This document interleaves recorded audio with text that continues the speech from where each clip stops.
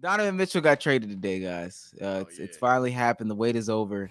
I think Danny Ainge is like a sexy version of what's his name? Not what's bro in Philly that did the process? Hinky. Yeah, Hinky. He's Yeah. like a sexy version of Hinky. You know those memes where they show one person, they show like deadbeat, and then they show like the woman, they say strong, independent. Yeah, Danny Ainge is strong and independent, but nevertheless, Okay. Okay. Donovan Mitchell gets traded.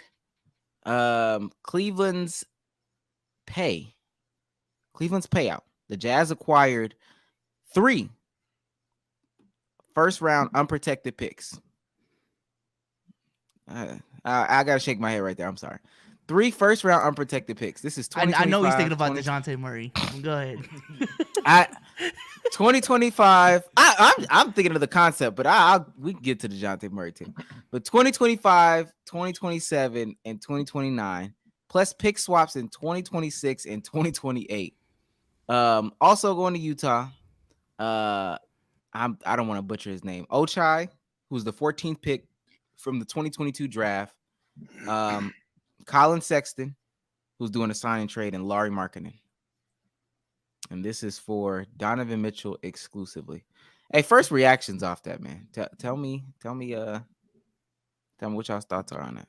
You know what my thoughts are? I want to go first just so I can get this cup of water, but most importantly, to say fuck y'all. That fucking lob to Gobert. GG's, nigga.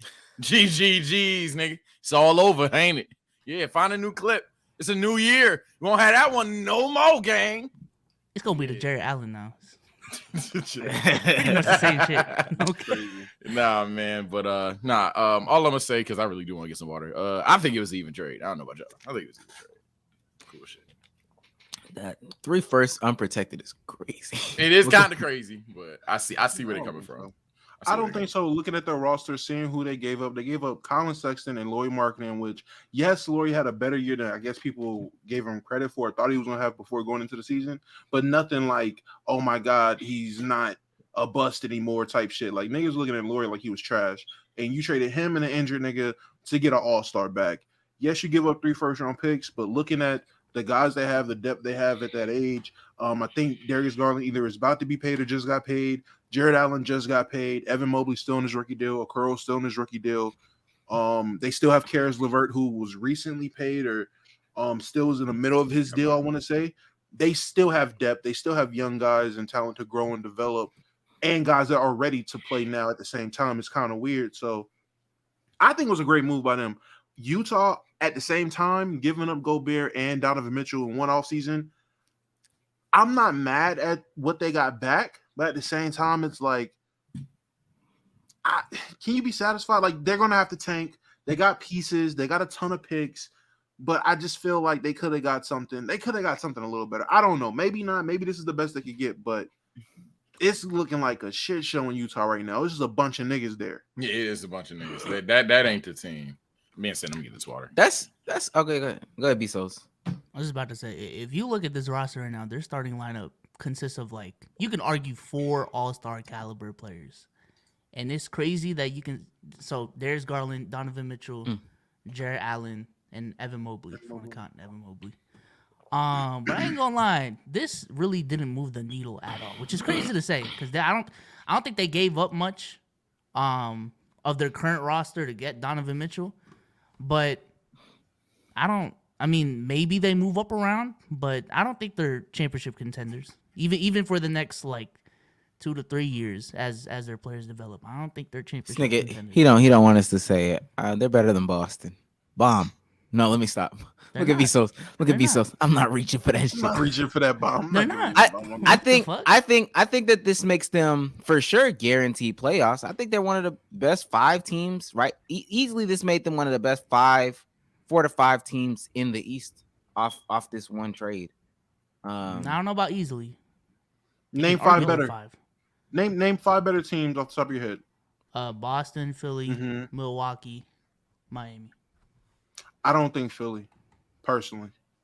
I'm just saying it's not an easy top 4. That's 4 though. That's only 4. That's 4. That would be 5. Brooklyn. He said top 5. Brooklyn. You have Brooklyn over them going into the season? That's on That's not a crazy take. That I'm sounds not like saying it's you a crazy problem. take, but I'm saying with He all the said he bullshit they said got top going 4 or on, 5 easy, and I just named 5 that you can argue I think they'll pretty well. I feel like they'll easily have healthy. If they're healthy, they'll have a better season than the Nets. The Nets are a That's fucking fine, dumpster but he fire said this top year. 4 or 5 easy. It's clearly The not net, the easy Nets. top 4 or 5. Okay, I see your 4, but guess. 5. The Nets depth has. I mean, it's just non-existent this year. I think it's only going to get worse as well. What I'm saying is, I'm glad somebody made a shakeup. Let me remind folks of the Rudy Gobert trade. So the Jazz send Rudy Gobert to the Timberwolves for Mike Beasley, Patrick Beverly, who is no longer on that team, Jared Vanderbilt, Leandro Bolmero, Walker Kessler. The Timberwolves 2023, 2025, and 2027 first round unprotected. And the Wolves 2029 first round pick, top 5 protected, and the rights to swap first rounders. So if I read this right, they now have what in 2025 they have 3 first round picks. In 2027 they have 3 first round picks, and then in 2029 they as well have 3 first round picks. Just one of them being unprotected or being protected. I'm talking about the Utah Jazz. Heck of a whole lot of assets right there. Mm-hmm. Heck of a whole lot of assets. I want to talk about we'll continue on Cleveland before we get into that, but just to keep that in mind, heck of a whole lot of assets. Sage, where does this put Cleveland in the East hierarchy? Woo. So yeah, this is the day 1 take, so they're gonna agree for this later. But I mean, I feel like they did what the Blazers wanted to do, but like way better. In my opinion, now I'm not implying that Garland or even Donovan just clear Dame, even in the postseason. I'm not even gonna go that route, but they got defense. They got a front court with that duo, and that I think matters much more than just Dame being better. The team deep as shit too, to my personal opinion. I feel like they still had a lot of depth. I feel like that's why they were able to make this trade. I ain't gonna lie. I see people comparing the Cavs and Brooklyn all the time. People niggas still high on Brooklyn. That's crazy. But 2, damn. Nah, the Cavs are real to me. I don't want to be the guy that's overrating young talent, but I also hate when people underrate young talent.